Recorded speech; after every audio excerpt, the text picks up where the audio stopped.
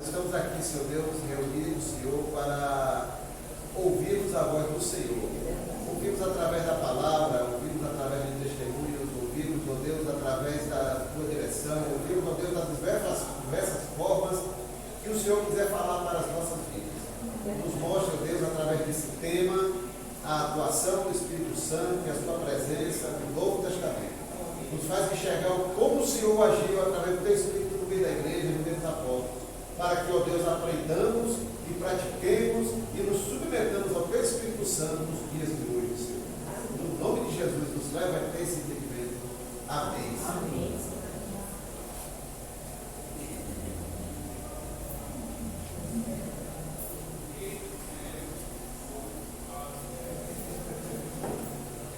Vamos lá. Irmãos, antes de entrarmos propriamente no Novo Testamento, nós temos que fazer a interseção no Velho Testamento e Novo Testamento. O Espírito Santo, quando se fala do Espírito Santo no Novo Testamento, a gente associa logo ao dia de Pentecostes, que está ali anunciado, escrito no Atos 2, né? Livro de Atos, capítulo 2. Atos, seja bem-vinda, Fabiana. Bom dia.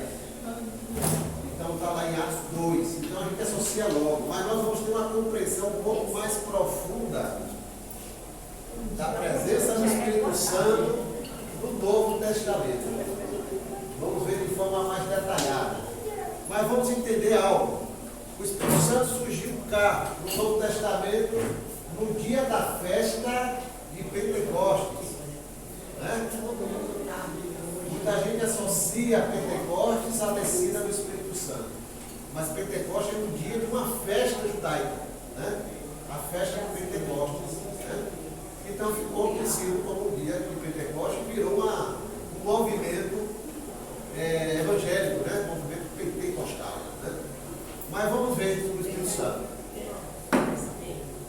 O Espírito Santo foi anunciado cá para o templo da igreja, cá na frente, pelo profeta Joel.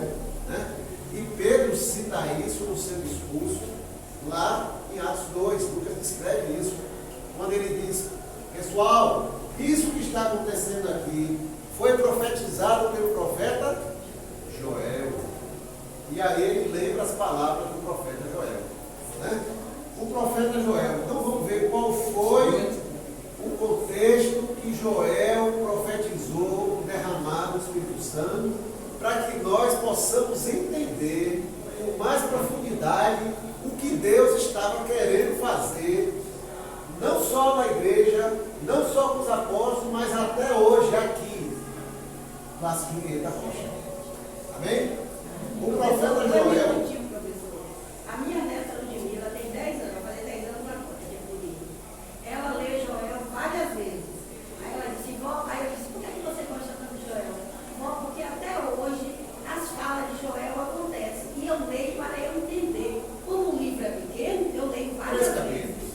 Aí ela disse: como o livro é pequeno, eu leio várias vezes. 10 aninhos. E às vezes eu estou conversando uma coisa, ela diz: vó, está estranhando o quê, vó? No livro de Joel já explicava isso. Então, aleluia. Glória a Deus. Pronto. O nome Joel significa o Senhor é Deus. O Senhor é Deus. Esse é o significado do nome Joel. Né? Joel viveu em que época? Joel viveu no reino de Judá. Quem lembra?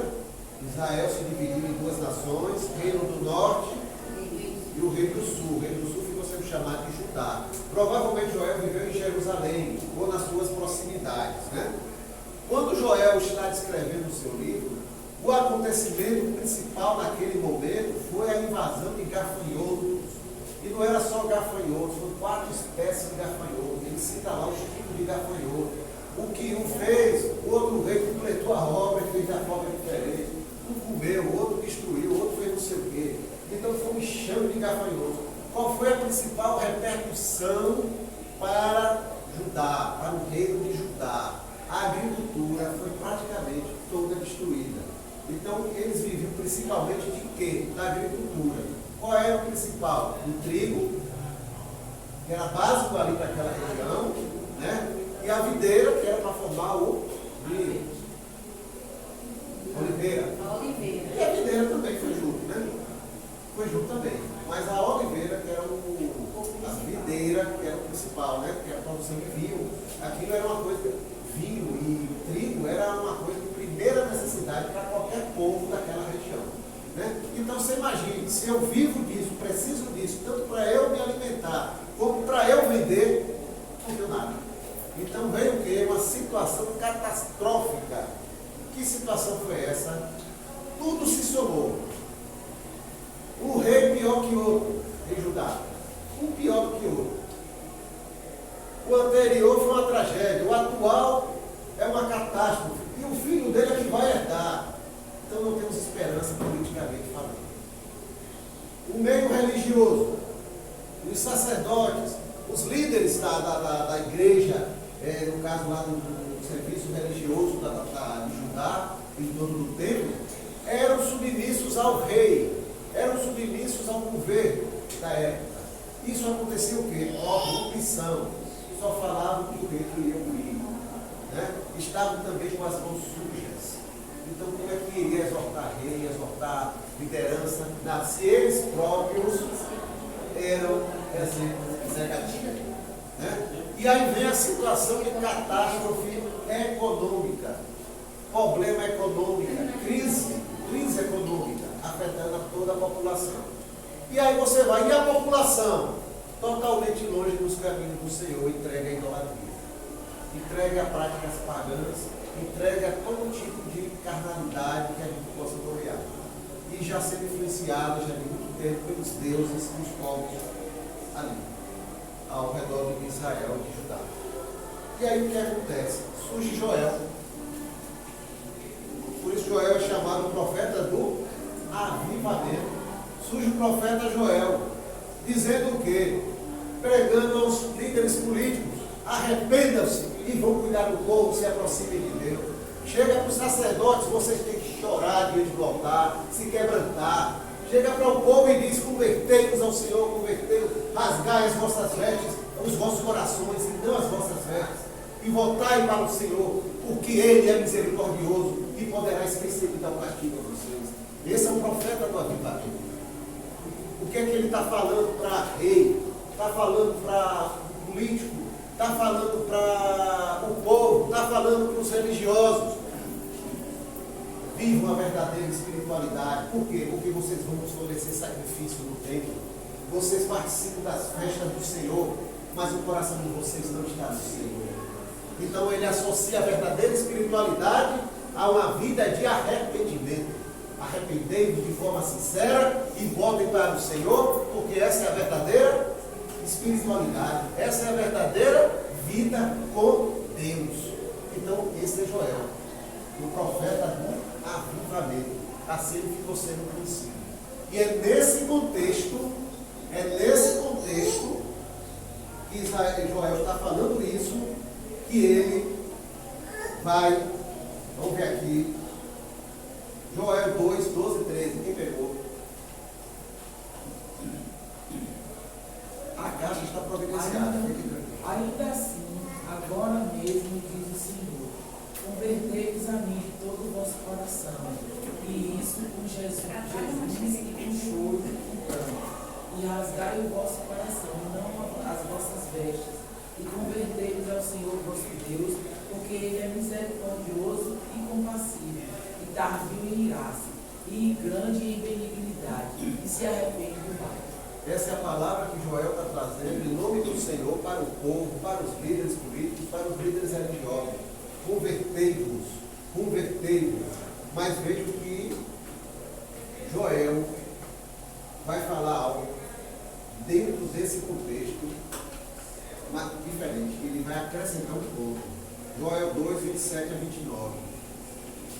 Quem pegou? 27 e 29? Isso. Joel 2, 27 a 29. E vos sabereis que eu estou no meio de Israel, e que eu sou o Senhor vosso Deus, e que não há outro, e meu povo nunca mais será envergonhado. E há de ser que depois derramarei o meu espírito sobre toda a carne, e vossos filhos e vossas filhas profetizarão, e vossos velhos terão sonhos, e vossos jovens terão visões, e também sobre os servos e sobre as servas, naquele dia derramarei o meu espírito. Amém. Glória a Deus. Joel fala de depois. Depois. Que depois é esse? Ele está falando futuro. Joel está tendo visão de um cenário futuro. Gente, o problema hoje é esse. Façam isso, converteiros, se arrependendo do seu. Agora depois, não sei quando é esse depois, mas depois, Deus derramará do seu espírito sobre toda a carne, sobre todos. Sobre todos. O que é esse derramar? Não haverá limites nem restrições, não é só mais para profeta, não é só mais para reis, não é só mais para sacerdotes, não é só para pessoas específicas, não importa a idade, jovens e velhos, ele fala, não importa sexo, é filhos e filhas, ele fala, não importa a posição social, é servos e servas, todos receberão do poder do Espírito Santo. O que ele está dizendo? Vocês ficam vivendo vidas dependendo que o rei puxe vocês para a espiritualidade, dependendo que o sacerdote puxe, dependendo que outro puxe. Não, o Senhor habitará no meio de vocês, dentro de vocês, e vocês não dependerão de outros, vocês mesmos se relacionarão com o Senhor. Isso é avivamento pleno daqueles que servem a Deus. É isso que temos que enxergar. Eu não dependo que irmã Jerusa se levante e faça algo para que eu me entusiasme. O Senhor está dizendo, eu quero estar com você, individualmente, com ela e com você. O Senhor se move, isso é avivamento. Esse foi o contexto que Joel profetizou. Ele derramará do seu espírito sobre toda a carne, sobre todos vocês. Vocês não dependerão de governo, vocês não dependerão de reis, vocês não dependerão de líderes religiosos, vocês não dependerão do restante do povo. O Senhor habitará no meio de vocês e dentro de vocês. Foi isso que aconteceu no meio da igreja, no Novo Testamento. Foi isso que aconteceu. Vamos ver?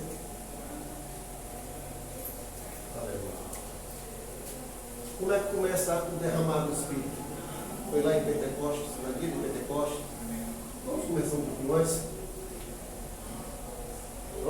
pouquinho antes. Vamos tentar entender, enxergar coisas que o Senhor está registrado na sua palavra e às vezes a gente passa batido. O Espírito Santo começou a caminhar com Jesus, mostrando aos apóstolos, os futuros apóstolos, que Jesus era cheio do Espírito Santo. Então lá, Lucas 1, 34, 35, quem pode ler? Aqui. E disse Maria para o homem, como separar isto, visto que não conheço homem algum? E respondendo o anjo, disse, descerá sobre ti o Espírito Santo, e a virtude dos Altíssimos te cobrirá com a sua sombra. Por isso também o Senhor que tinha há de nascer será chamado Filho de Deus.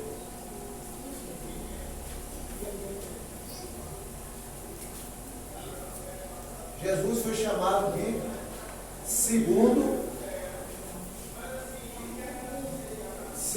Adão. Paulo fala muito sobre isso. Segundo Adão. Por que segundo Adão? Como foi criado o primeiro Adão? Já corrompido?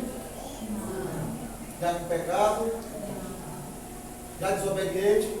Não, foi puro. Deus criou puro. Tudo que Deus criou. Jesus foi o segundo Adão por isso. Ele não podia ser gerado pela relação sexual de José e Maria.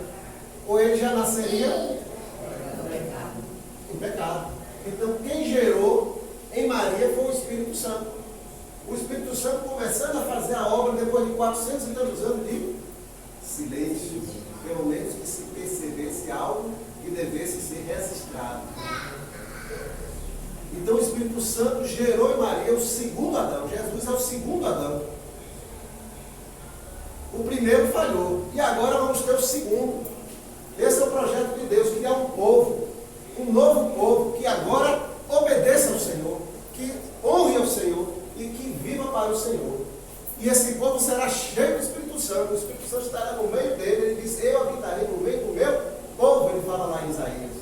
eu estarei no meio do meu povo, ensinando diretamente a eles.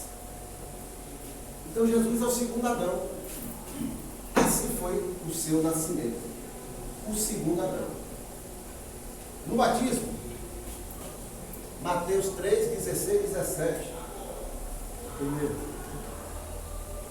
sendo Jesus batizado, saiu logo da água, eis que ele abria-se os céus e viu o Espírito Santo de Deus descendo como uma pomba e vindo sobre ele. E eis uma voz do céu que dizia: Este é meu filho amado, a quem me comparo. Amém? Jesus no seu batismo, mais uma vez o Espírito Santo presente. Aqui a gente vê uma cena que marca a vida de Jesus. Semelhante a essa é no Monte da Transfiguração. Só que já é em outro contexto. Aqui Jesus está perto de iniciar o seu ministério. Lá está perto de concluir o seu ministério. Aqui o Pai declara a todos, diante de todos, que ali estava seu filho. Todos foram testemunhas de Deus dizendo: este é meu filho. Não tem dúvida, é meu filho. O Pai declara a todos que esse filho era amado. Eu o amo. Este é meu filho, eu o amo. E ele declara a todos que aquele filho lhe dava prazer. Ele é meu filho, eu o amo e ele me dá prazer. Jesus é exemplo para nós em tudo, vamos lembrar disso. Jesus era filho amado que dava prazer ao Pai. Deus faz tudo isso para fortalecer Jesus diante de todos. Você é meu filho. Jesus estava ali em forma de carne, em forma humana. Então ele está dizendo: você é meu filho, você é amado, eu te amo e você me dá prazer. Eu estou confirmando tudo que você viveu até agora. Eu te amo e você me dá prazer. Está fortalecendo Jesus, porque ele vai iniciar o seu ministério. E quem vem agora na cena final? O Espírito Santo desce sobre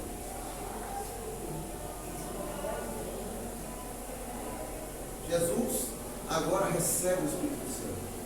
Se vocês forem ler a Mateus e Lucas, a Bíblia diz que Jesus foi levado ao deserto, conduzido pelo Espírito Santo. E quando diz que ele voltou, e Jesus voltou do deserto cheio do Espírito Santo.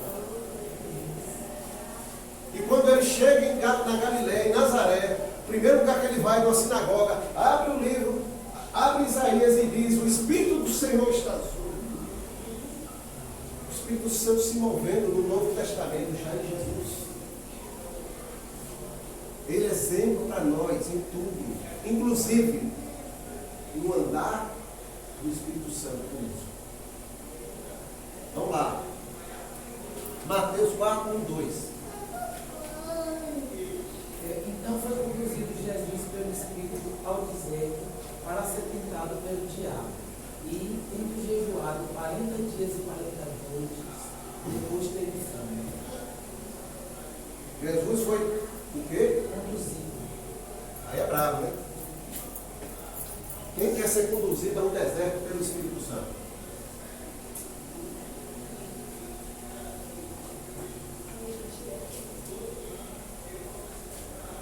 Muitos de nós não entendemos. E nós, que muitas vezes na nossa vida podemos não ter entendido. O Espírito Santo nos conduz para o que Ele quer. Para fazer uma obra na vida de Valdemir. Eu posso ser conduzido ao Senhor, pelo Senhor. Eu posso ser conduzido para um momento de provação. Eu posso ser conduzido para um momento que Deus vai promover aquela situação para eu amadurecer. O Senhor pode me conduzir para diversas situações, para uma obra que eu imagino uma coisa, quando eu chego lá é outra. Cheguei lá todo preparado, cheio de esquiva, e o Senhor diz: isso aí não vai valer nada. É você que vai ter que depender de mim.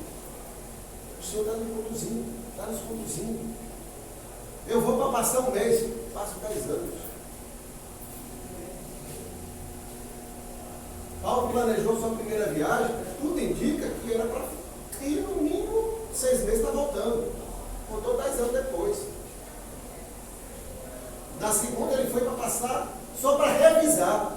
Deus pegou tudo bem, você vai revisar isso está aqui, mas daqui você já vai para outro lugar. E foi para Éfeso, foi para Corinto. Foi em Éfeso, ficou quase 3 anos.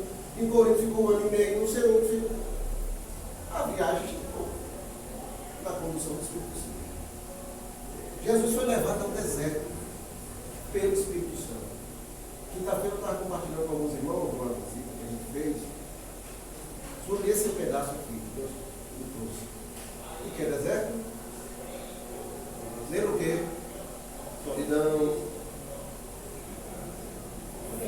dificuldade, sede, fome, tristeza. Aí vai. Aí a sociologia é tudo negativo. E não está errado, não. A gente pensa isso. Deus me está morto, eu estou no deserto. Qual o deserto que essa pessoa está citando? É um desemprego, é a convivência com uma pessoa que ela não queria estar convivendo. Então, a gente tem uma visão diferente de espírito do deserto. Qual foi o deserto que Jesus foi levado pelo Espírito Santo? Vamos raciocinar. Jesus levou quanto de mantimento para o deserto? Nada. Jesus chamou um bocado de discípulo para ir junto com ele no deserto. Nenhum. Jesus se encheu de livros, de apetrecho, nada. Jesus deixou um bocado de gente aí, ó. Se eu demorar, vocês vão me buscar. Nada.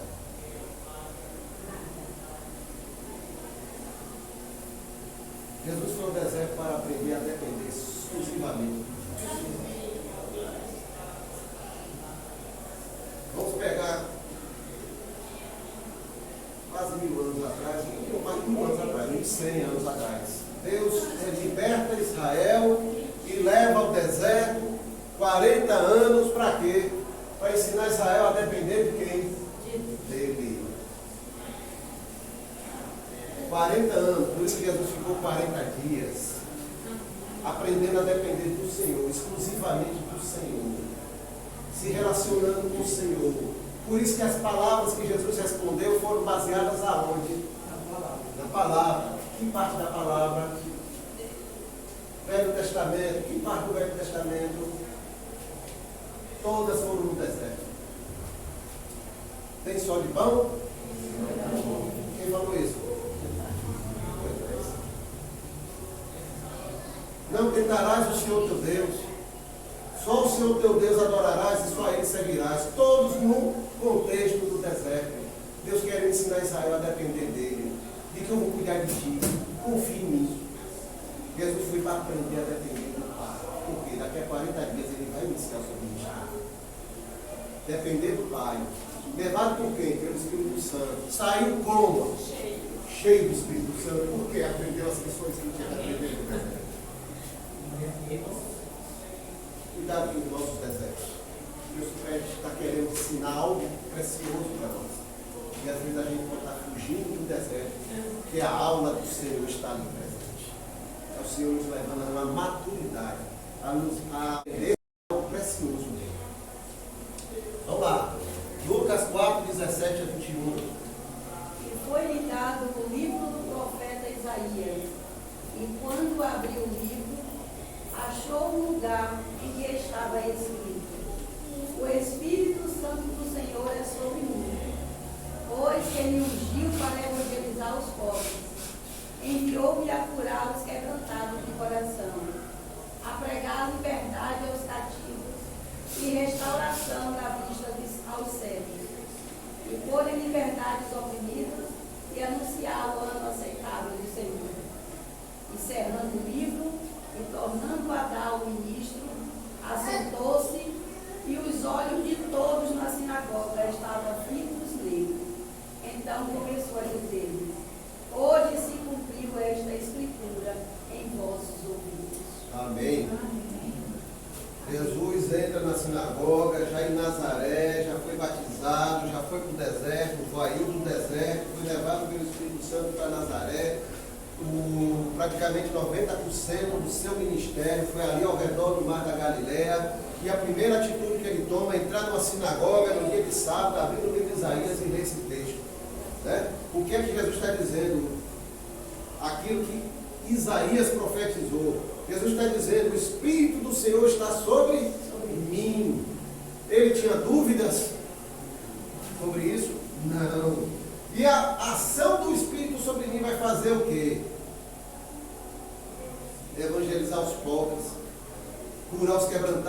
Santo, pregar liberdade aos cativos, seja que cativo for, restauração da vista aos cegos, amor e liberdade aos oprimidos, e anunciar o ano aceitável do Senhor. Jesus não tinha dúvidas. Ele era filho de Deus, amado pelo Pai, o Pai aprovava a vida dele, e ele foi cheio do Espírito Santo de Deus, para agora iniciar o seu ministério. E aqui o Senhor vai iniciar o seu ministério na unção e na condução do Espírito Santo. Jesus na forma humana, cheio. João fala que nós vimos da sua plenitude. Ele estava cheio do Espírito Santo e andou no meio de nós em glória, cheio, transbordando do Senhor, transbordando do Espírito. E o transbordar dele do Espírito serviu de exemplo para os apóstolos. Ele disse que virá outros que farão maiores obras. A mulher tocou nele e foi curada no fluxo de sangue. Mas quantos tocaram nas vestes de João, Pedro e Paulo foram curados também? Por quê? Qual foi o segredo? Cheio do Espírito Santo. Quem faz é o Senhor. É o Senhor. Amém? Vamos lá. João 16, 13 a 15. Mas quando vier aquele Espírito de verdade, ele nos guiará em toda a verdade, porque não falará de si mesmo, mas dirá tudo o que tiver ouvido, e vos anunciará o que há de vir. Ele me glorificará, porque há de receber do que é meu, e vos não há de anunciar. Tudo quanto o Pai tem é meu. Por isso vos disse que há de receber do que é meu, e vos há de anunciar. O que Jesus está dizendo aos discípulos que são futuros apóstolos da igreja, fundadores da igreja. Né? O que é que o Espírito Santo vai fazer? Ele está dizendo, é ele que vai tomar a direção, viu? Em outras palavras, ele virá. E ele vai fazer o que? Ele vos guiará. Ele não falará de si mesmo, mas dirá. Ele vos anunciará. Ele me glorificará. Ele vos há de anunciar. Tudo é ação. O Espírito tomando a ação. E os apóstolos entenderam isso. A igreja entendeu isso no Novo Testamento. E deixou o Espírito Santo conduzir. Vamos lá? Atos 2,4. Quem pegou? Tem alguns trechos aí que, se a gente for estudar, deve ler pelo menos uns 10 versículos para entender. Então eu peguei só os básicos para a gente ver aqui. Então, os irmãos, eu boto lá no grupo a foto do quadro. Quem quiser aprofundar, vai aprofundando, viu? Atos 2,4.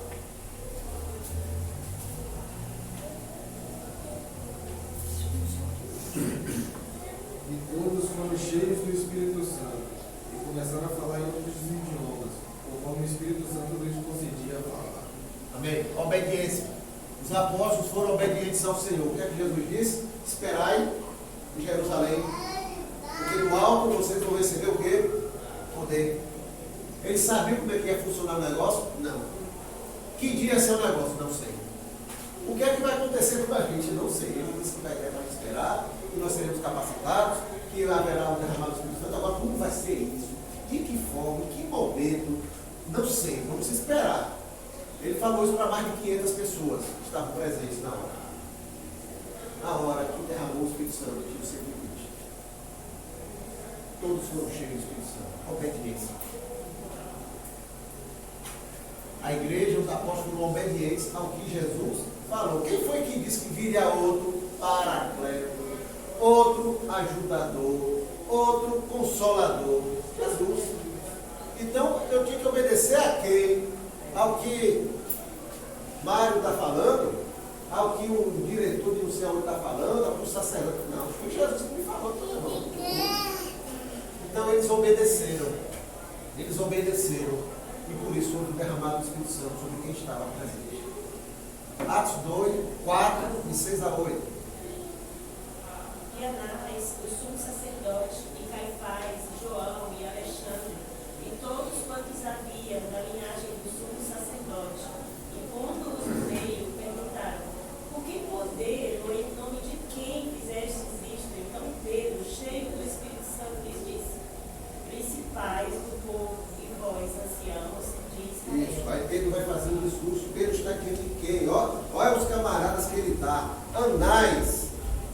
Anás é o sogro de Caifás. Vocês sabem quem é Caifás? Alguém lembra quem é Caifás? Aquele que ordenou a execução de Jesus, o sumo sacerdote naquele momento do Sinédrio. E aí você mostrando autoridades do meio religioso. Pedro e João agora estão diante deles. Os mesmos que condenaram Jesus à morte. Só fizeram entregar o Império Romano para executar, mas foram eles que perseguiram durante 3 anos o ministério de Jesus. Só que esses homens agora, aqueles mesmos que correram, que fugiram, que tiveram medo, agora cheios do Espírito Santo, eles estão testemunhando. Ele vai terminar esse discurso dizendo: não posso deixar de falar do que eu vi e ouvido. Eu conheci meu mestre, eu andei com meu mestre, não vou deixar de testemunhar contra meu mestre, não vou deixar de falar do meu mestre. Ousadia, testemunho diante de autoridade, diante de quem quer que seja. Eu não creio mais porque eu estou cheio do Senhor. É o Senhor que me dá capacidade para eu falar. Quando eu não estou cheio, eu vou ter medo. Atos 4:31. E tendo orado, moveu-se o lugar em que estavam reunidos, e todos foram cheios do Espírito Santo e anunciavam com ousadia a palavra de Deus. Outro momento com ousadia, não importa onde eu estou, não importa com o que eu estou convivendo, o Evangelho é universal, serve para todos, serve para o muçulmano, serve para o chinês, serve para o russo, serve para o brasileiro, serve para todo mundo. Ele é universal. Por isso que ele diz: ide por todo o mundo pregar o Evangelho. Então eles tomaram agora a ousadia de pregar a quem quer que estivesse próximo a eles. Atos 5:9. Não Pedro diz: por que entre vós vos concertastes para afrontar o Espírito do Senhor? Eis aí a volta os pés dos que sepultam a teu marido, e também te levantará a ti.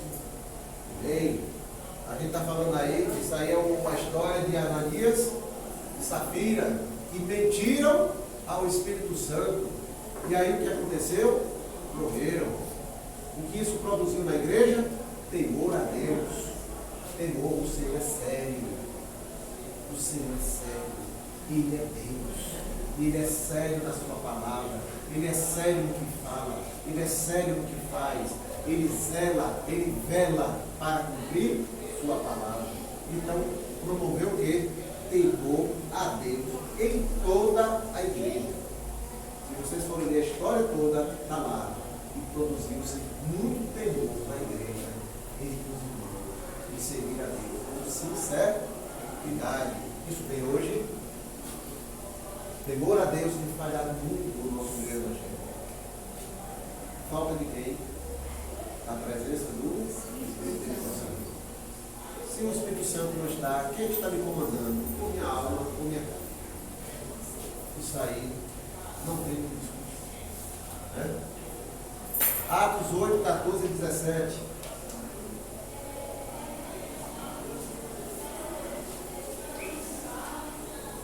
Os apóstolos, pois, que estavam em Jerusalém, ouvindo que Samaria recebia a palavra de Deus, enviaram para lá Pedro e João, os quais, tendo descido, oraram por eles para que recebessem o Espírito Santo, porque sobre nenhum deles tinha ainda descido, mas somente eram batizados em nome do Senhor Jesus. Então eles impuseram as mãos e receberam o Espírito Santo. Os apóstolos em Jerusalém recebem a notícia de que em Samaria, no meio dos samaritanos, o Evangelho se multiplicou. Os irmãos, pessoas estão se convertendo. E eles vão lá para acompanhar esse crescimento, né? São autoridades da igreja agora, né? Vão lá para acompanhar o crescimento. Quando chega lá, vê esse grupo aqui. O que aconteceu aqui? Eles começam a dar o relato: eu fui pregado aqui Jesus, não sei o quê. Mas vocês já receberam o Espírito Santo? Não.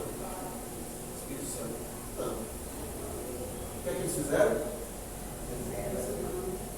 Por quê? Essa preocupação com essa doutrina, com esse tema. O Espírito Santo é essencial para a vida cristã.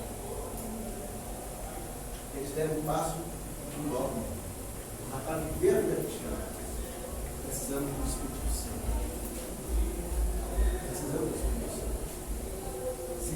precisou. Ei, Valdemir, se Jesus andou com o Espírito Santo, você vai andar sem ele? Super-homem, meu Deus. É o terceiro Adão.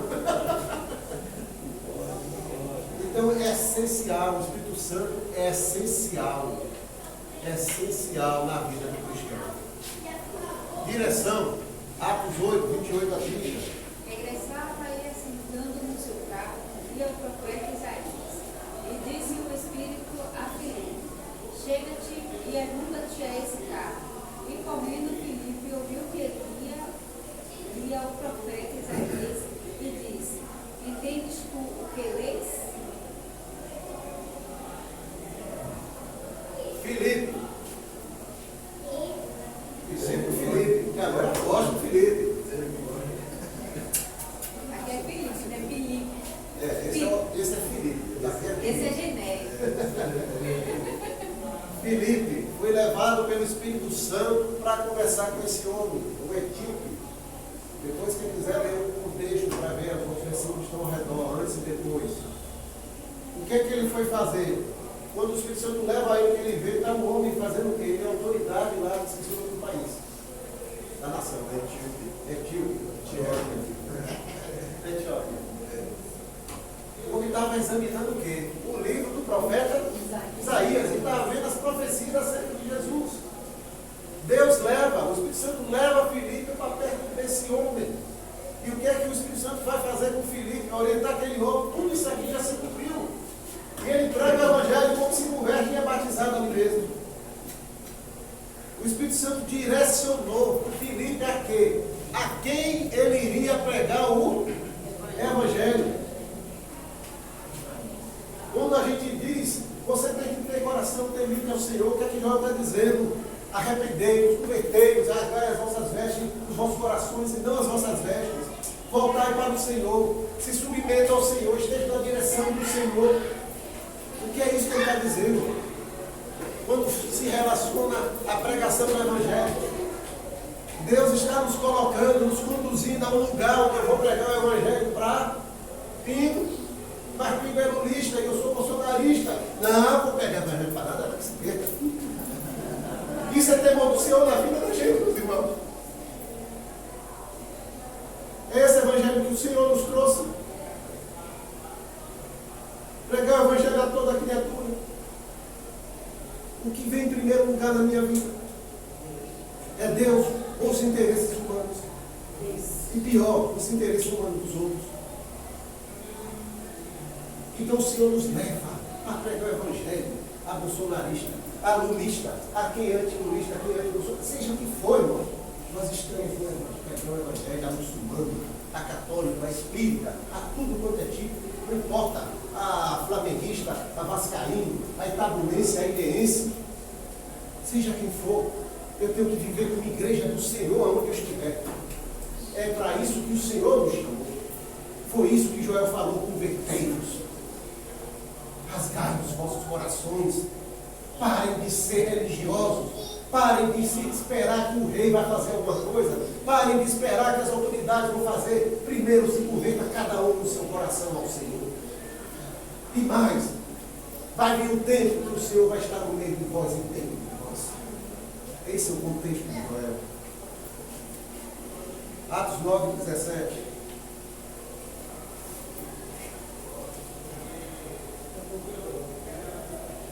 E Ananias foi e entrou na casa e, impondo-lhe as mãos, disse: Irmão Saulo, o Senhor Jesus, que te apareceu no caminho por uns dias, me enviou, para que tornes a ver e seja cheio do Espírito Santo. O que é que Ananias veio fazer com Paulo, irmão Saulo? Aqui vai o Espírito Santo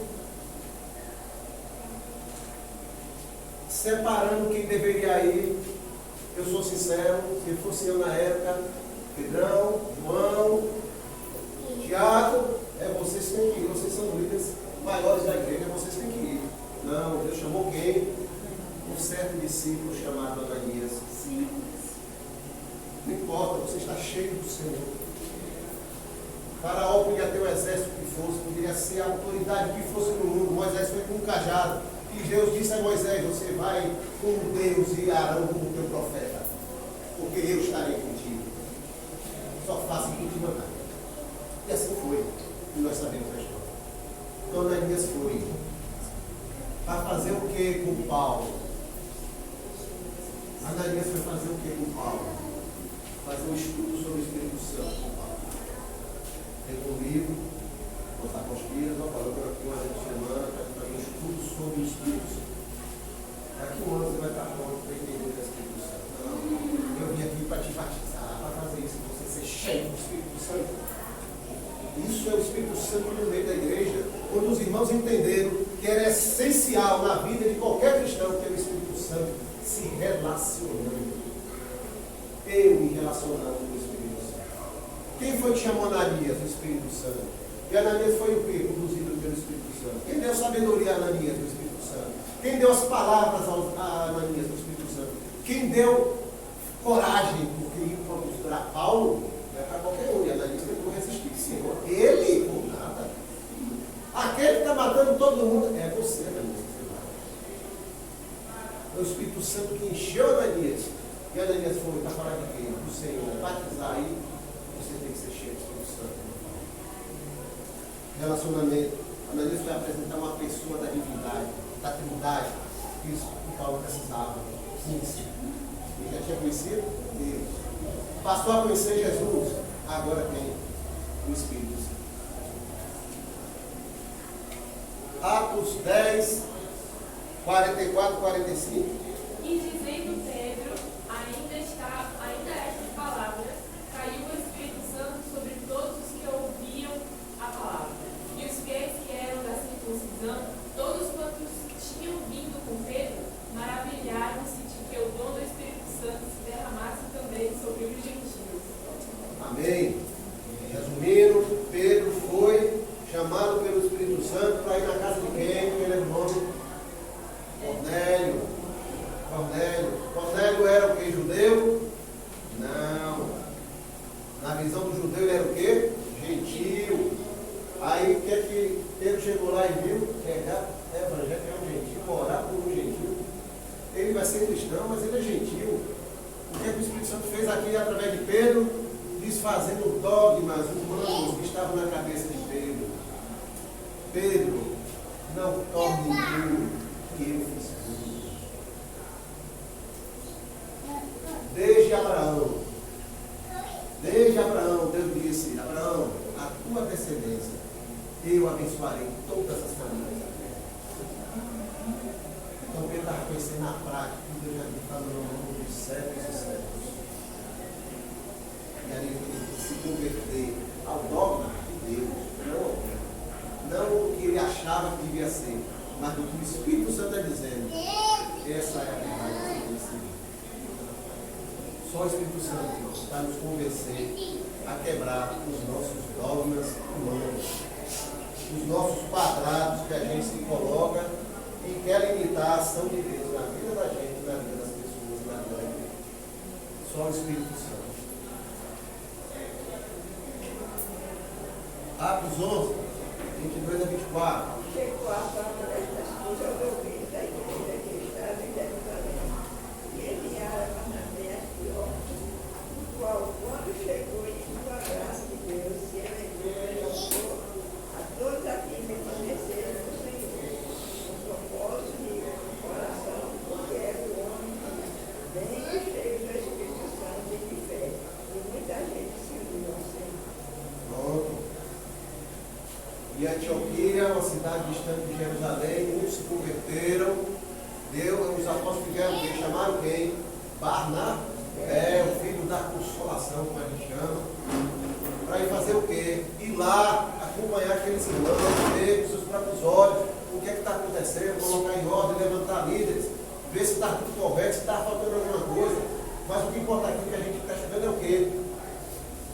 Qual foi as qualidades que eles buscaram em Barnabé para cumprir essa missão? Era homem de bem, de fé e cheio do Espírito Santo. Esses foram os critérios que os apóstolos usaram para chamar Barnabé. O como deve ser o nosso diante do Senhor. Atos 13, 2. Servindo eles ao Senhor e jejuando, disse ao Espírito Santo, afastar-me para a terra e a salvo, para a obra que eu tenho chamado. O Espírito Santo escolhendo e enviando. Quem escolhe para a obra de Deus é o Espírito Santo de Deus. Eu tenho que ter certeza de que para a obra que eu estou indo, que eu digo que é de Deus, é Deus que está me mandando. Por quê? Porque se Ele está me mandando, Ele vai junto. Se eu digo que eu vou fazer a obra de Deus, mas não pedir ao Senhor direção, não confirmei, Ele vai ficar de longe. A obra não é dele, é tua. O projeto é teu. O Senhor manda você trabalhar aqui. Você vai tomar conta dessa sala, mas não começa a querer crescer o olho, não. Vou tomar conta de duas. Nada, eu tenho capacidade. Fica aqui um pouquinho, vou tomar conta da outra também. Você está fazendo coisa que Deus não te pediu. Aí quando as consequências vêm, não cumpre Deus. Então Deus escolhe, envia. É Ele que escolhe, é Ele que envia.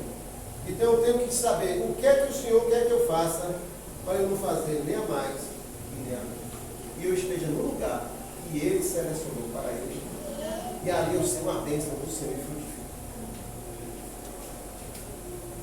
Atos 16, 6 e 7. E passando pela Frígia e pela província de Galácia, foram impedidos pelo Espírito Santo de anunciar a palavra na área. E quando chegaram a Lísia, intentavam ir para Betínia, mas o Espírito não lhes permitiu. Paulo e Silas e a sua comitiva estavam indo ver, como eu falei no início, as igrejas que eles fundaram, as comunidades cristãs que eles formaram na primeira viagem missionária, que é a segunda. Então ele diz, vou lá para conferir as cidades e o povo que eu deixei lá, para ver como é que estão, abençoar, dar direção e tal.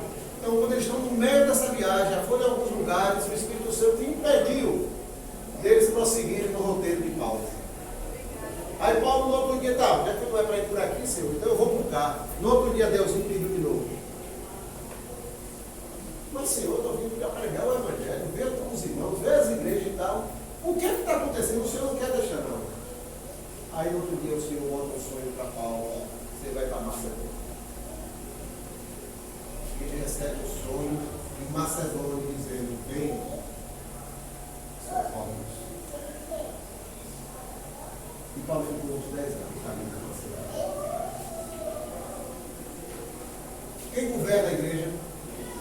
O Espírito Santo de Deus. Porque a igreja é do quê? Deus. Quem é o cabeça? Jesus. Quem move a igreja? O Espírito Santo. Então eu tenho que saber até onde eu vou, Senhor. Até onde eu vou. Até que dia eu vou. Moisés cumpriu todo aquele cronograma que Deus mandou. Mas no dia Moisés não viu de Deus. Aqui acabou a sua história. A partir daqui eu vou. Você foi excelente, fiel, por isso. Mas a partir daquele não é, porque a gente tem que ir à obra do Senhor. E assim é o Espírito Santo na igreja também. Atos 20, 22, 23. E agora, eis que, ligado eu pelo Espírito, vou para Jerusalém, não sabendo o que lá me há de acontecer, senão o que o Espírito Santo de cidade em cidade me revela, dizendo que me esperam prisões e tribulações. Paulo era cheio do Espírito Santo? Alguém tem dúvida? Vamos ler a Bíblia. O que é que o Espírito Santo está conduzindo Paulo? Ele está, como disse agora, ele está passando por algumas cidades, entre elas Éfeso, conferindo alguns irmãos, algumas cidades, mas ele diz, mas o Espírito Santo está me conduzindo para onde? Para Jerusalém. E a cada vez que ele fala comigo, ele diz, lá te espera a prisão e o sofrimento, mas eu te usarei para a propagação do Evangelho de príncipes e reis. Paulo está sabendo que está indo para um presidente diferente de outros presidentes que a gente se em obediência. Olha a obra. Eu queria ser igual a Paulo. Qual parte da história de Paulo você queria ser igual a Paulo? Já vi gente falando isso. Eu queria ser igual a Paulo. Qual parte?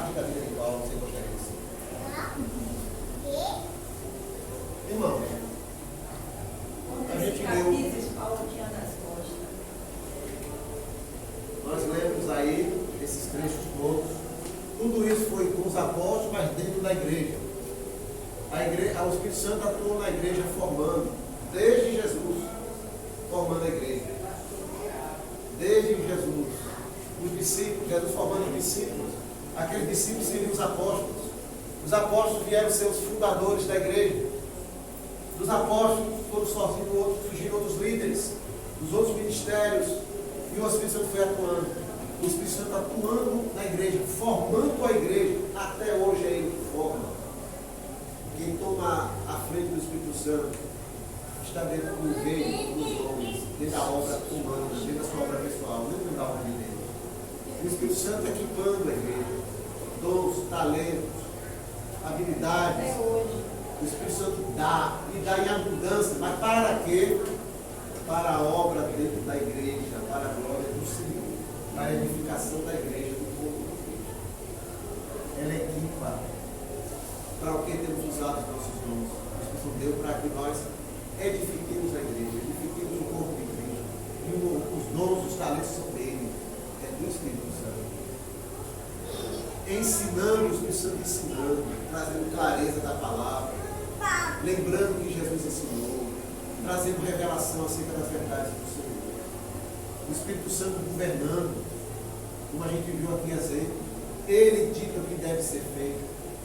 Não insista no seu caminho, insista sim em conhecer o caminho do Senhor naquilo que a gente está fazendo, seja que obra for, seja onde for, seja que grandeza que a gente imagina ter ou não, seja falando para uma pessoa, para 10, para 20, para 200, esteja debaixo do governo do Espírito Santo.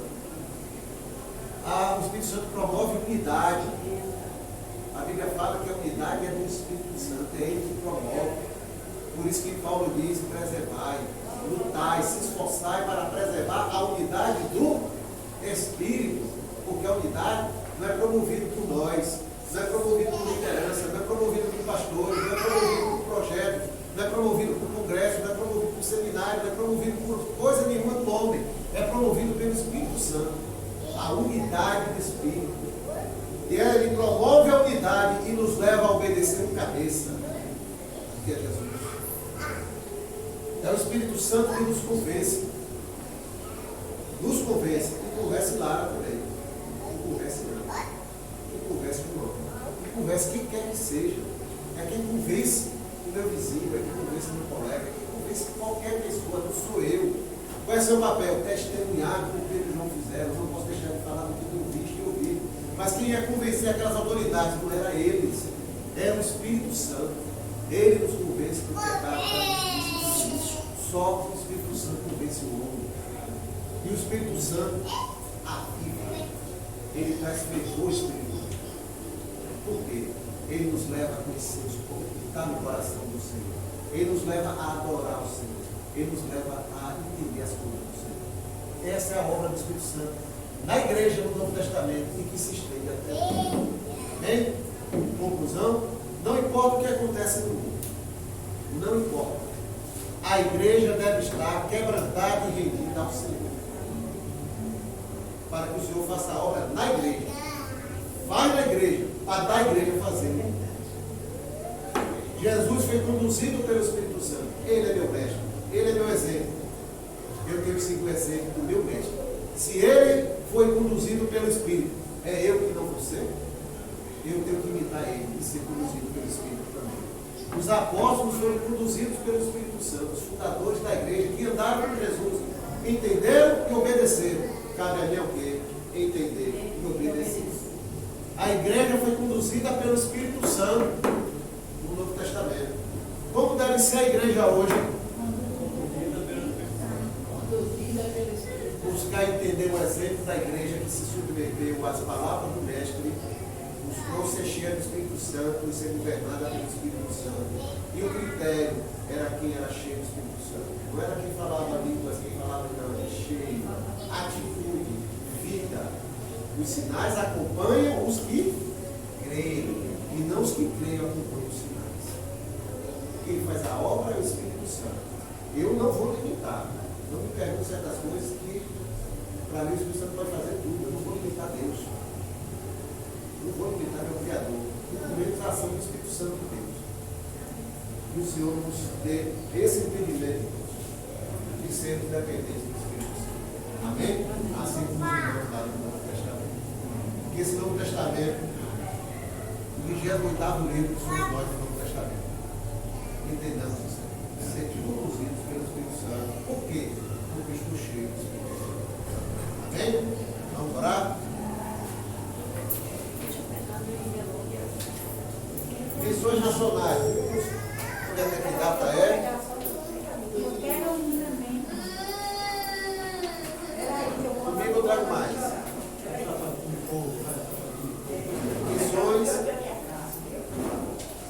Missões vai até o início do mês que vem. Viu? Acho que até o segundo dia.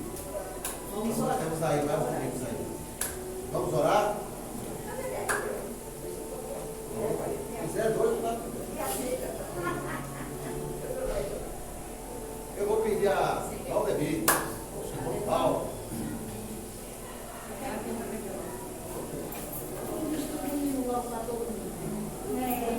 Esqueceu de botar na parte, mas eu peguei o curso, certo? Não me veio bem hoje. Vamos orar. Senhor Deus, Pai amado, Pai querido, diante de Ti, Pai, entregamos, Pai, esta classe, tanto como eu ensino, Pai, nos esclarece, Pai, sobre a Tua obra, Pai. Obrigado pelo Espírito Santo ser derramado aqui nessa classe. Amém. Obrigado, Senhor, porque Tu tem feito as pessoas que nós a cada dia, Pai. Abençoa os nossos familiares, abençoa a nossa igreja, faça a nossa igreja mais viva, mais avivada, Pai, que nós possamos estar disponíveis, Pai, a levar a Tua palavra até os confins da terra. Amém, Em nome de Jesus, agradeço por esse dia, por esse que está acontecendo aqui na nossa igreja. Esse movimento bacana, um movimento ótimo, levar o evangelho a outras pessoas. Em nome de Jesus, eu te peço mais uma vez. Obrigado por tudo, em nome de Jesus. Amém. A foto, né?